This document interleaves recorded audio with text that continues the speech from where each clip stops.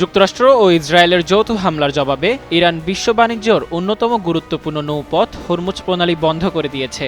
এই উত্তেজনার মধ্যেই ইরানের অপরিশোধিত তেল রপ্তানির উপর মার্কিন নিষেধাজ্ঞা শিথিলের সুযোগে ভারতগামী একটি তেলবাহী জাহাজ মাঝ পথে দিক পরিবর্তন করে ইরানের দিকে রওনা হয়েছে। প্রায় ৭ বছরের মধ্যে ভারতে এই ধরনের প্রথম তেলের চালান যাওয়ার কথা ছিল। দিক পরিবর্তন নিয়ে ভারতের সংবাদ মাধ্যম এনডিটিভির প্রতিবেদনে বলা হয়েছে, ইরানের অপরিশোধিত তেলবাহী জাহাজটি ভারতের গুজরাটের বাধিনার্কের পরিবর্তে চীনের ডয়িংকের দিকে এগোচ্ছে। এছাড়া চলতি সপ্তাহের শুরুতে জাহাজটি ভারতের বাধিনার্কের গন্তব্যের দিকে আসার কথা জানানো হয়েছিল। তবে জাহাজের স্বয়ংক্রিয় শনাক্তকরণ ব্যবস্থা AIS যে গন্তব্য দেখাচ্ছে সেটি চূড়ান্ত কিনা তা নিশ্চিত নয় এবং যাত্রাপথে এটি পরিবর্তিতও হতে পারে।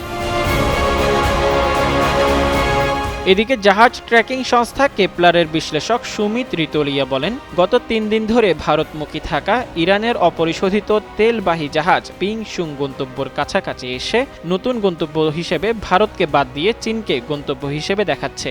রিতোলিয়া বলেন, পিং সুনের গন্তব্য পরিবর্তনের পেছনে হয়তো অর্থ পরিশোধ সম্পর্কিত বলে মনে হচ্ছে।